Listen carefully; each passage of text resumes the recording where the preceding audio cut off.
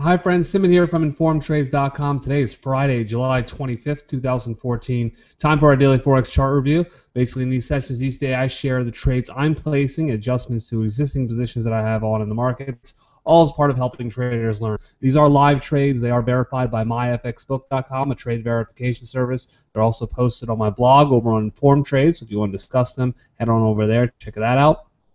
If any of the information I'm presenting to you is unfamiliar to you, we also have a huge archive of learning material on InformedTrades.com covering not only my style of trading, but many other styles of trading, many other markets. Check it out, share your knowledge, ask questions. We can all learn together. Let's get started with a look at the charts. As is customary, we start with gold.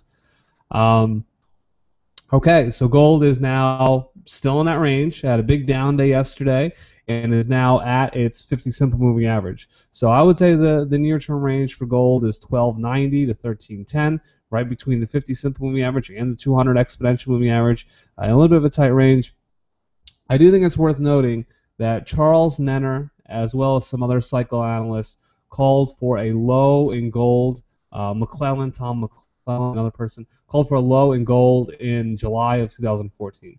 So from a lot of cycle perspectives, July 2014 would be a time where we'd see a key low in gold. If that's true, and earlier in the month it didn't seem like that was really going to be the case. It looked like maybe this might be the bottom in June, early June, because we've been rising into July. But we may get another test of this. Let's see. There's still a few more days left in July, so let's see if there's one more big thud move down before we rally. In any event, from a long-term perspective, I'm still interested in accumulating gold. I don't think any of the macroeconomic reasons for holding gold have changed. If anything, I think they intensified. So from a long-term fundamental perspective, I'm still buying gold. Short-term technicals, I think the range is 1290 to 1310. And that rectangle is still in that range that we've been in since March. That's gold. Bitcoin, and I think the trend on Bitcoin is now bearish. I'm still in the position because I have a longer-term perspective. As I've mentioned, I'm viewing this as an all-or-nothing type of thing, educated lottery ticket. I'm really holding on for a 10 times gain. I got long at 520. So my position is still in the money, but we are below the 50 simple moving average. You'll notice this is also curved downwards a little bit, so that's bearish. We also are below point C here. That's bearish.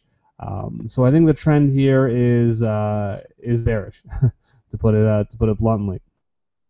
We'll see though if we can get above the 50 simple moving average and back above point C. That might change things. I actually think really for the trend to become bullish now, I think we really need to get above. At least above 640, this resistance level here.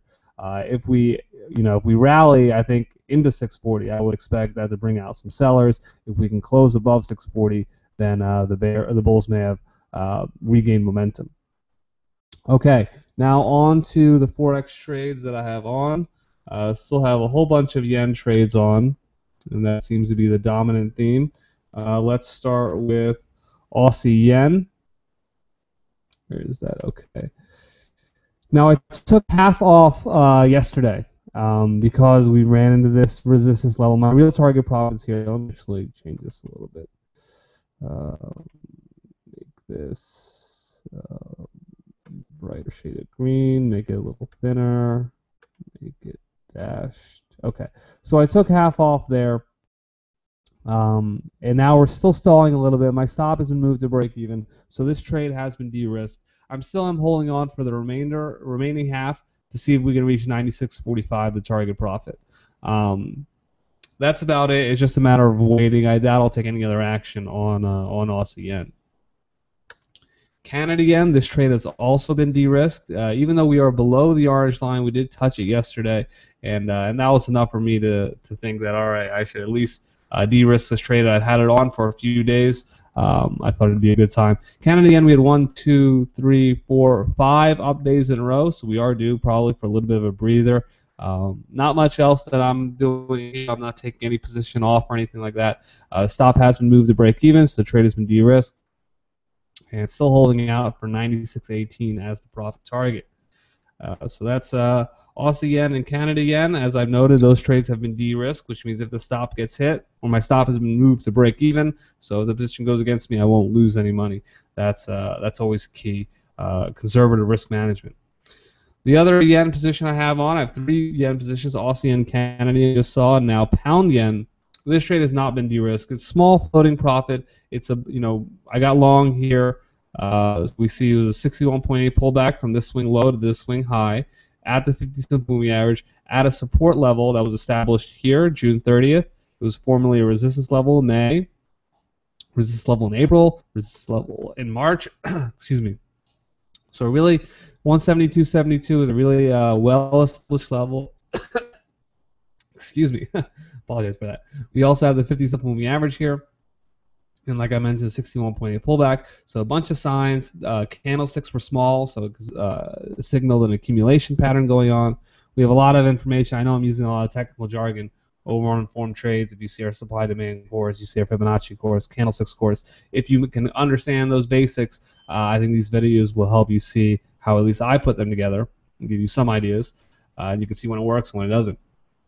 But basically nothing yet to do on pound yen, just holding on to this trade for the time being.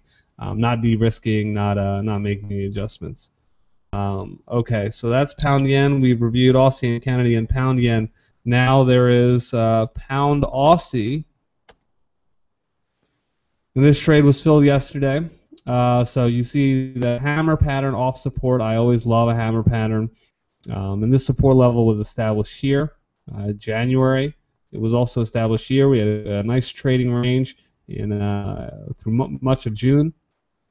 If we look at this swing low to this swing high, we also have a 61-point pullback, and we do see a pattern of higher lows that this candlestick bounced off of.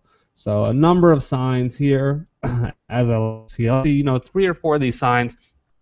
Fibonacci pullback from a swing low to swing high, 50 simple moving average, reversal candlestick patterns, a support or resistance level. If I see 3 of those signs, I'm content. I'll also look at trend lines, but I'm not taking them too seriously.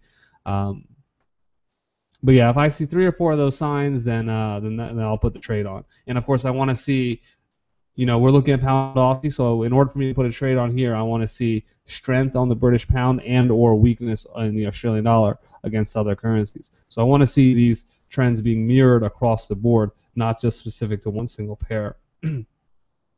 Anyway, this position is a small floating profit, not much to do. I cannot de-risk it. What I can do is put the level at which I'll de-risk. Let's add that in. And that right here. What I like to do is look for a resistance level, and you see this resistance level was established here, March 12th. You see it was also the top of this range in June. Let's make this line orange. And now if price can clear a resistance level, then I can say to myself, all right, it's we have a little bit of a gap. We can de-risk a trade, move the stop from here to here, because that resistance level, once it's cleared, will act as support. When I de-risk a trade, that gives me risk to put on other trades. So it gives me opportunity to put on other trades. The main thing to remember is if all my stops get hit, I don't want to lose more than 1% of my account balance. So when I de-risk a trade, right now, if my stop gets hit on pound Aussie, I'll lose 1/4% of my account balance. I'm risking, in general, about 1/4% per trade. As soon as I can de-risk it, that 1/4% I can allocate towards another trade. So that's the way I like to safely build as large of a position as I can. Okay, so that's pound Aussie. Nice, it's a small floating profit at the moment, but nothing to do yet. Still not time to de-risk, not time to make any adjustments. Just sit and wait. Now, last position is dollar Canada. This is unfortunately not looking good for me. I entered short here, and this is a trade where maybe I didn't have as much confirmation from other pairs as I would have liked. So I did not see, or in terms of thinking where I went wrong on this trade, maybe I should have looked more or demanded more strength in the Canadian dollar or weakness in the U.S. dollar against other pairs.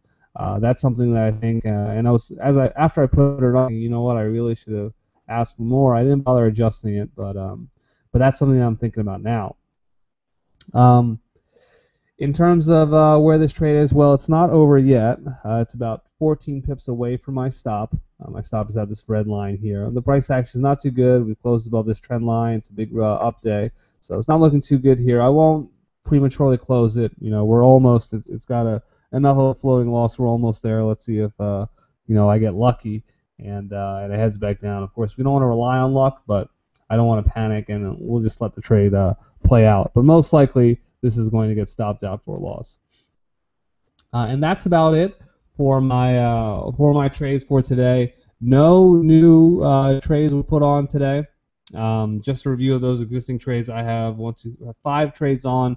2 of them have been de-risked. 3 of them are not de-risked, meaning if the stop gets hit, I'll lose money. So I have room for 1 more trade, but I didn't see an opportunity today that I liked. There was a hammer pattern off support on pound dollar, but I didn't see enough of confirmation from other currencies. The pound, enough signs of strength, mainly with the dollar or weakness with the dollar. But also I have pound Aussie and pound yen positions already on, and those trades have not been de-risked. So I don't want more than 0.5% in one direction of risk exposure. So I didn't want too much more additional British pound exposure in case the reversal happens, or like we saw with the New Zealand dollar, central bank announcement position reverses against you just like that. I try to limit my exposure to 0.5% risk in a currency in a single direction. So I'm already at 0.5% long British pound. That's about it for my trading for today. Any questions you have, anything you want to add, join us at InformedTrades.com. Best of luck in your trading, and we will see you next week. Take care.